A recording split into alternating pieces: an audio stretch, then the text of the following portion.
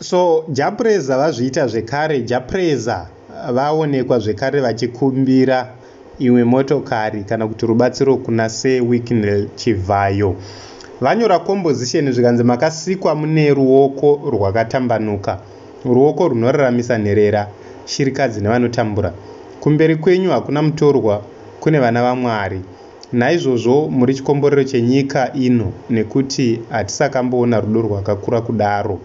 Zvenyu zvikomborero zvamunopiwa nedenga, zvamunobudira ziya mega, zvamunonyengeterera nekutsanyira, ndizvo zvamunogovana nevamwe.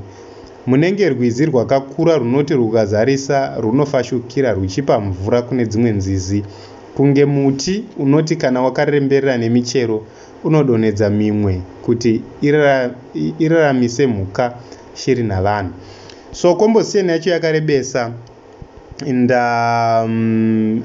we can't read everything, but this is it. Japreza seems like he is begging for another car, or hameno zviri kunyengererwa ipapapa kuti seWicknell vanogona kungoti kamwe katazako kana ka10,000 jao tomhanya undotora, kana kunzi kamwe kaakwaya ako ubva amhanya. This is what he has said. So I want to respond to Japreza in all honesty. Japreza iye pachake personally pasina seWicknell Chivhayo, he has been driving nice cars, he has afforded himself a nice house, his wife and children, he afford to send them to good schools. But let me be honest, in the village kune vana vari kushaya $30 ekuti vaende kuform 1. Kune vana vari kushaya $30 yekuti vaende kuform 1. Kune vana vari kushaya, let me say, around $15 ekuti atenge skirt ne blouse. Kune mwana ari kushaya just $15 to $20 ekuti atenge bhutsu dzekuendesa kuchikoro. Kune mwana ari kushaya $20 $30 ekuti atenge mabhuku nemakava nechii zvese. Let's just put it at $100 yekungoti akwanise kutanga form 1. seWicknell Chivhayo mari dzese dzavari kupa vanhu vese vachitambisa, he could have assisted vana ivavo kuti vange vachienda kuchikoro, or he could have talked to Emerson to simply make education free. Vana vese toziva kuti taakurwa nekutenga uniform nemabhuku, but vana vari kuenda kuchikoro for free. Even mabhuku chacho avaifanira kunge achingotopiwa. Toziva kuti chatiri kurwa nacho ndechekuti maybe toshingirira kutenga uniform vana vaenda kuchikoro. Ndiri kutaura ndichirwadziwa guys. Personally as an individual, I afford kuti vana vangu vaende kuchikoro.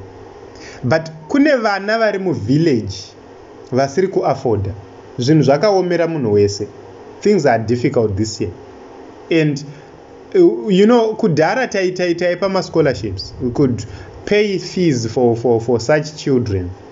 But right now, this year is very, very difficult. The past year, 2024, has been difficult for us.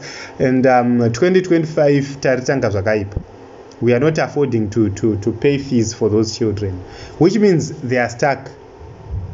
So guys, tiri kuti isisu vana Japreza, in as much as they want to write ma composition esa yavari kunyora aya, hauti wewe ukapa vanazvo woti wagona. Chinonzi kupa asina, chinonzi rudo kuitira asina. Kwete kuti munhu akaguta akaita saJapreza ari kutorasa ndiye anopiwa. Vana kila ti vese vakapiwa mabenza vanoafoda kuzvitengera motikari dzavo vane motikari dzavo. Vese vana Macheso vakapiwa na Zakaria ava, vese vanhu ava, they afford, they have houses, they have sent their kids to schools. We have children who are suffering. Ina handisi kuti ndipei inini, because inini zvaWicknell handizvide. Vakai zvikoro vana vaende kuchikoro. Itai kuti vana vawane free education. Ndozvinhu zvatiri kungoda chete izvozvo. So it can't happen like this. It can't continue like this. We know kuti vana Japreza, you love things nemchinyengerera kakuti mupiwe. But ndozvazviri ukazoona makomenda acho ari panapa, ndobvaona kuti pakaipa komana. But one day regai nditaure ndichiti zvinopera izvi. zvinopera izvo ana Jai izvo.